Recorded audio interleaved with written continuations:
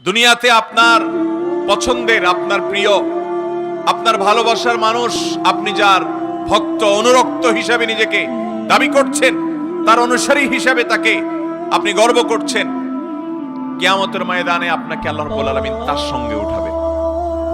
কি বলেন, আমরা কি তাদের সাথে উঠতে চাই? ইহুদিদের সাথে উঠতে চান? খ্রিস্টানদের সাথে উঠতে চান?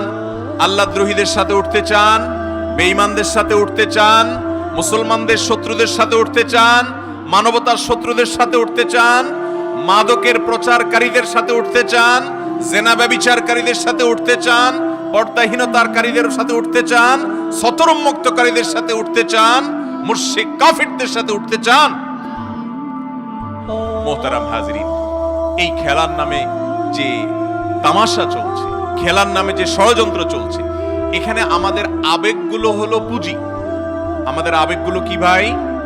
পুঁজি। এই পুঁজি দিয়ে ব্যবসা করছে কারা?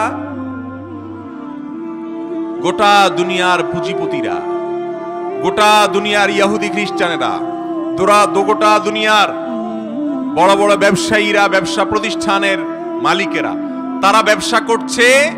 তাদের এখানে million million billion billion trillion ডলারের ইনকাম এবং উপার্জন এবং বিজনেস এখানে আছে।